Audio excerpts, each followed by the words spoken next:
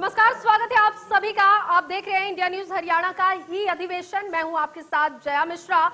इस हमारे खास प्रोग्राम में हमारे साथ कई मेहमान जुड़ेंगे, उनसे हम चर्चा करेंगे। इसका टॉपिक है खेलों पर कोरोना का कितना असर दिखाई दे रहा है। इस पर बात करने के लिए हमारे साथ इस वक्त बेहद खास मेहमान जुड़ेंगे और उनसे हम चर्चा करेंगे कि आखिर कोरोना काल में खेलों पर कितना असर दिखाई दे रहा है, किस तरीके से इससे पार पाने के लिए वो तरीका अपना रहे हैं, कैसे वो समाज में लोगों को जागरूक करने का काम कर रहे हैं। इन तमाम मुद्दों पर बात करेंगे और मैं आपको बता दूं कि हमारे साथ इस सत्र में बेहद खास मेहमान जुड़ने वाले हैं।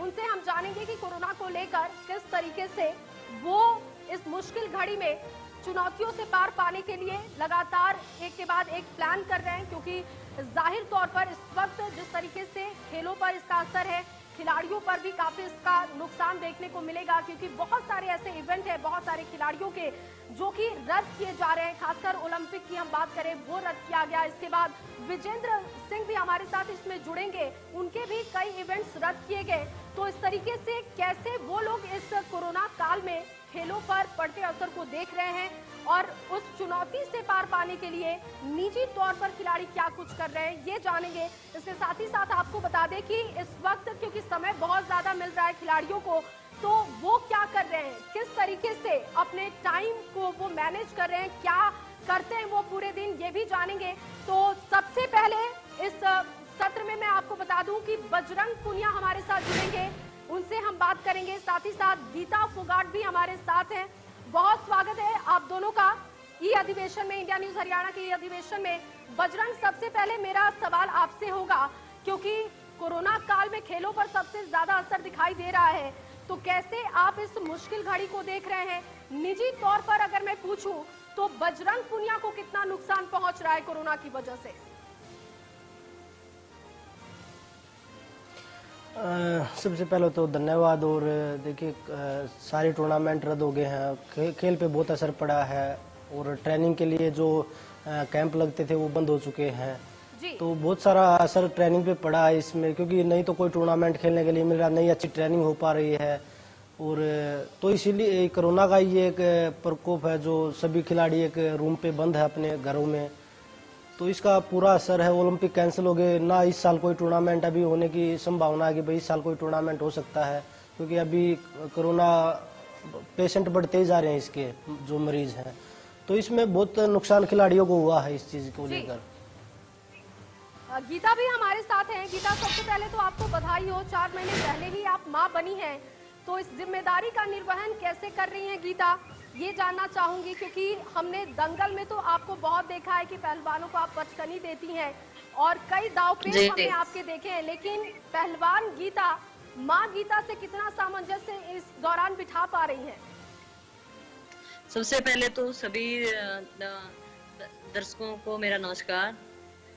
और देखिए, ये पूरा देश ही नहीं, पूरी दुनिया इस बीमारी से जूझ रही है और बड़ा मुश्किल दौर चल रहा है। और ऐसे समय में चाहे वो खेलों के बारे में हम बात करें, तो क्योंकि खिलाड़ी एक साल के लिए सोच रहे थे कि अभी 5-6 महीने अभी रह गए हैं और इतनी जोरों से मेहनत कर रहे थे, और उसी टाइम अभी ओलंपिक को पोस्टपोन करना पड़ा।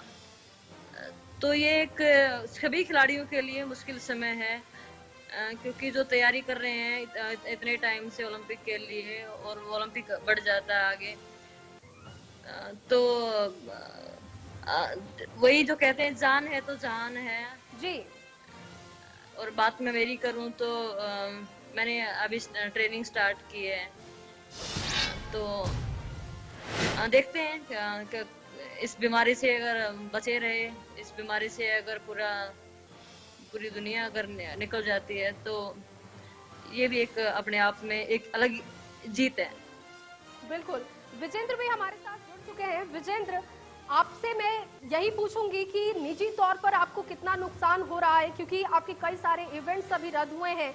हालांकि आपने संकेत ये भी दिए हैं कि साल के आखिर में आप रिंग में दिखाई हमें दे सकते हैं, तो हम उम्मीद कर रहे हैं कि आप हमें रिंग में वापस दिखाई दे। लेकिन कोरोना काल में खेलों पर असर दिखाई दे रहा है, खिलाड़ियों पर इसका असर दिखाई दे रहा है। बजरंग ने कहा कि उन्हें नुकसान हुआ है। विजेंद्र कैसे देख रहे हैं इस समय को, कितना निजी तौर पर नुकसान वो मानते हैं खुद के लिए और खेल जगत के लिए? जी, हमारा नुकसान की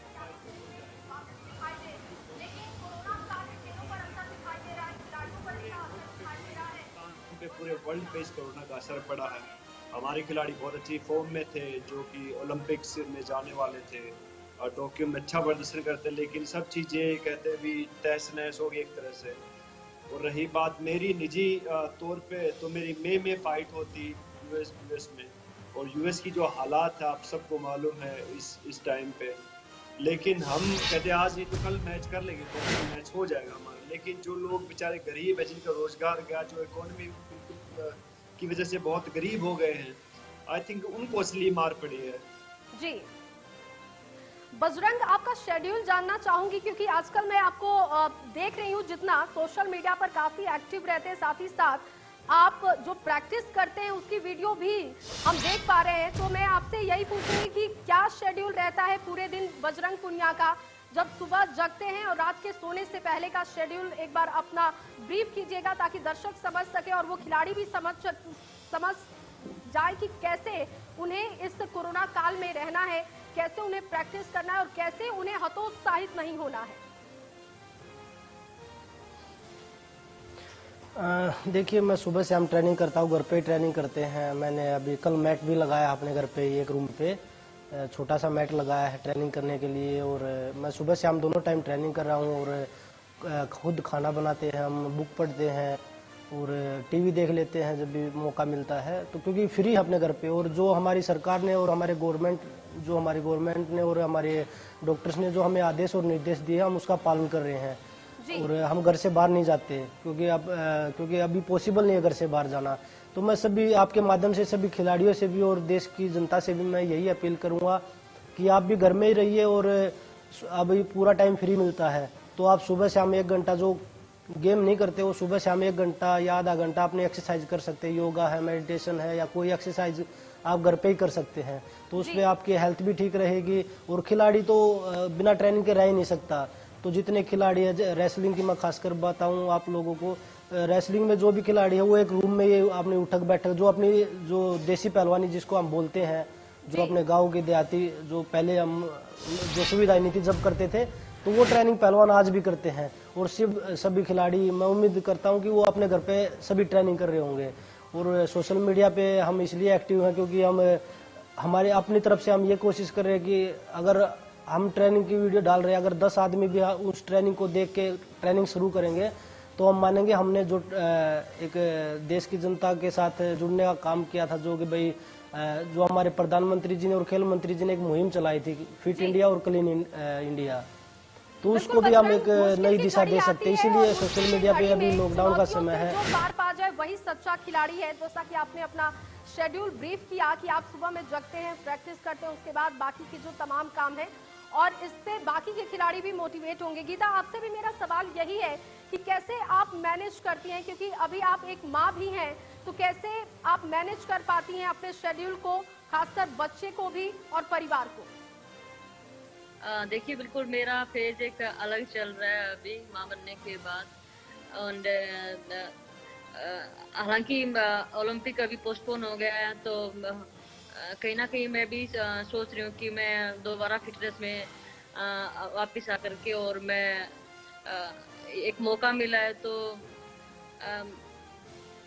अपनी पूरी तैयारी के साथ मैं भी कोशिश करूँ कि मैं ओलंपिक खेल पाऊँ। एंड जिस तरह की बजरंग से बात होती है, विनेश से भी बात होती है, तो उनकी ट्रेनिंग को लेकर के, तो सभी के सभी खिलाड़ी या हम, मैं मेरे घर में मेरे हस्बैंड ने अखाड़ा घर में ही खोला है। तो वही जैसे बजरंग ने बताया कि हमारी देसी पहलवानी जिस तरह हमने बचपन में की है, उठक बैठक लगाना, दौड़ लगाना, या फिर रॉक क्लाइंबिंग, चिन अप्स, तो वो सब हम घर पे ही करके अपने आप को फिट रख रहे हैं जी। और मैं तो सभी से यही कहना चाहती हूँ कि जितना हो सकता है अपने घर में एक्सरसाइज करें, योगा करें, क्योंकि ये दौर मुश्किल दौर चल रहा है सभी के लिए, और जितना हो सके अपने घरों में रह करके बिल्कुल, जितना हो सके अपने घर में रह के हम सबको सुरक्षित रहना है। और साथ ही साथ आप लोग पब्लिक फिगर हैं, तो आप लोगों के लिए जिम्मेदारी ये भी होती है कि जनता के सामने एक अच्छा मैसेज जाए, उसके लिए कैसे जागरूक करना है उसका भी तरीका आप लोग ढूंढते हैं।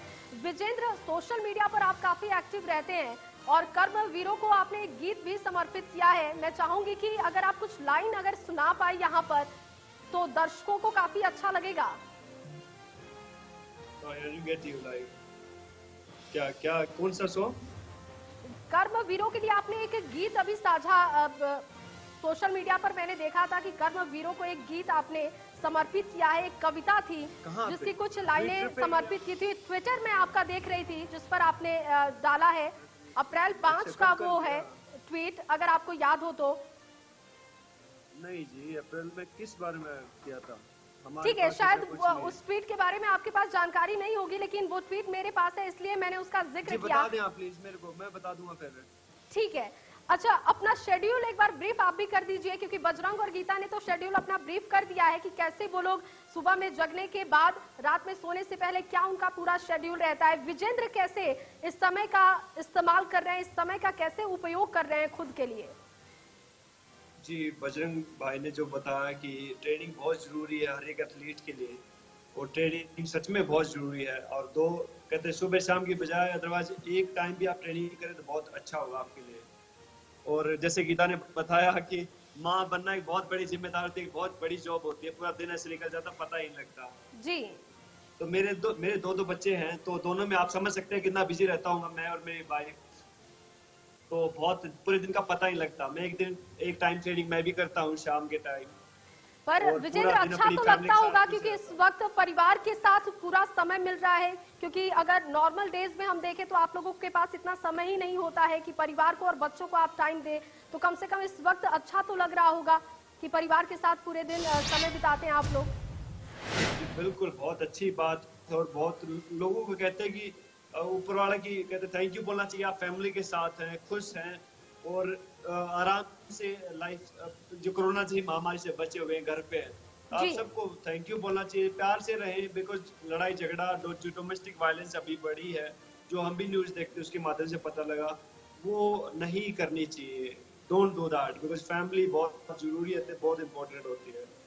जी बजरंग, अब आपसे मेरा सवाल, क्योंकि आपका भी मैं अलग अलग रूप देख रही हूँ सोशल मीडिया पर, आप भी काफी एक्टिव रहते हैं और इस वक्त एक आपका वीडियो वायरल हो रहा है जिसमें आप सपना चौधरी के गाने चीज ला जवाब पर डांस करते हुए दिखाई दिए हैं, फिर आप खाना बनाते हुए दिखाई दे रहे हैं, आप किसानी की बातें करते हुए दिखाई देते हैं। आपने अपने माँ और भतीजे का एक वीडियो जारी किया है जिसमें आपने ये कहा है कि किसान के घर में जो बच्चा पैदा होता है उसे कुछ भी सिखाने की जरूरत नहीं पड़ती है।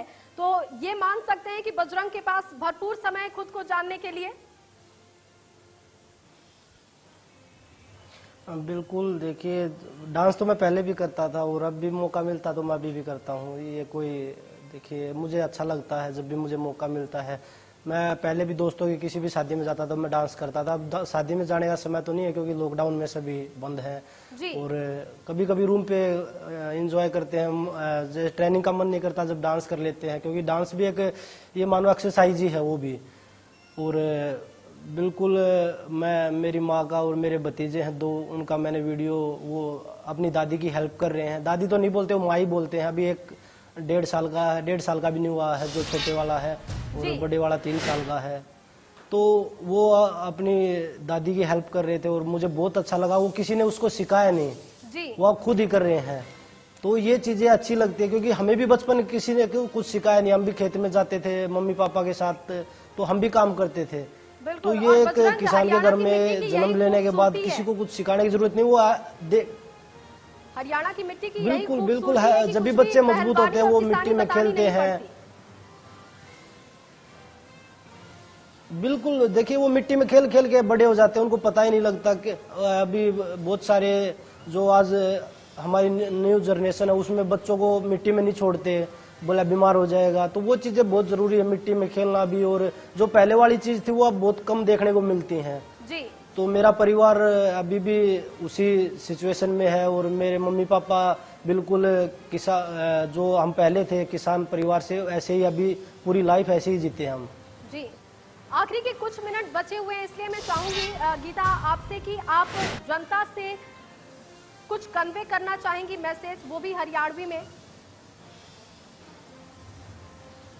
देखिए, मैं तो ये कहना चाहती हूँ कि अपने घरों में रहें ये और सुरक्षित रहें, अपने पूरे परिवार का ध्यान रखें। गीता, अगर ये हरियाणवी में हो जाता तो और ज्यादा अच्छा होता, क्योंकि हरियाणा के दर्शक आपको इस वक्त देख रहे हैं।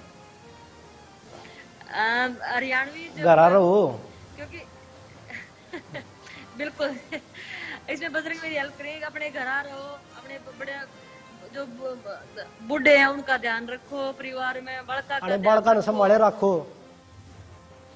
बिल्कुल, क्योंकि जो बड़े बुजुर्ग हैं, बूढ़े हैं, या बीमारी उनको जल्दी कैच करती है। तो अपने घरों में, घर से बाहर जब निकलो, जब कोई सामान जरूरत का लेके आना हो। जी जी, विजेंद्र, आप भी कुछ संदेश देना चाहें जनता को, कैसे इस समय में रहना है उन्हें, क्या आप संदेश देना चाहेंगे हरियाणवी में? आपसे भी मैं चाहूंगी कि आप जनता से अपील करें। वो ट्वीट मेरे को मिल गया है और ट्वीट 3-4 होते थे, मैं सोच रहा था कौन सा ट्वीट मैंने किया था, तो बट उसमें बहुत अच्छी बातें लिखी है कि जो डॉक्टर्स हो या नर्स हो, कंडक्टर या ड्राइवर, इसी ट्वीट की मैं बात कर रही थी विजेंद्र, बिल्कुल आपने सही पकड़ा, इसी ट्वीट की मैं बात कर रही थी।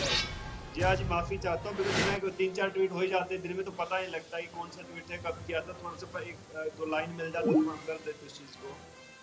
तो इसमें है जो डॉक्टर हो, नर्स हो, कंडक्टर या ड्राइवर हो, बैंक सुरक्षा कर्मी या जनसेवी वॉलंटियर हो, स्वच्छता कर्मियों के संग ही जो मीडिया कर्मचारी हैं, दिल उन सब का आभारी है, दिल सब उनका आभारी है। तो उन सभी जो अपनी जान जोखिम में डालकर सभी हम लोगों की सुरक्षा के लिए लगे हुए हैं, उसमें चाहे मीडिया कर्मी है, उसमें चाहे हॉस्टल का अपने मेडिकल स्टाफ है, चाहे पुलिस के लोग हैं, उन सब का तहे दिल से हम धन्यवाद करते हैं। और एक जो सरकार ने जो गाइडलाइन बनाई है, बिल्कुल हम सबको मिलकर चलना है विजेंद्र, और इस मुश्किल की घड़ी से हम जरूर पार पाएंगे, ये उम्मीद रखेंगे। बजरंग, आपसे भी अब यही अपील मेरी कि आप भी हरियाणवी में कुछ संदेश दें जनता को, क्योंकि हरियाणा के दर्शक आपको देख रहे हैं, कैसे वो सुरक्षित रखें, कैसे इस मुश्किल की घड़ी में वो रहे। बजरंग पुनिया हरियाणवी में कैसे अपील करेंगे? मैं सबसे यही बोलूंगा कि भाई अपने घर में रहो, और यह बीमारी बहुत बेकार है, इसने हराना हमने घर में रह के हराना है। और मैं आप सब या अपील करूँ हूँ कि भाई घर में रहो, सुरक्षित रहो, अपना भी और अपने बड़े बुढ़ा का भी ध्यान रखो। इस अधिवेशन में आप तीनों जुड़े, आप लोगों ने बात की, बहुत शुक्रिया आप तीनों का। और फिलहाल मेरे साथ इस खास कार्यक्रम में बस इतना ही, लेकिन आप बने रहिए क्योंकि इस अधिवेशन में अगला सत्र हमारा बहुत दिलचस्प है।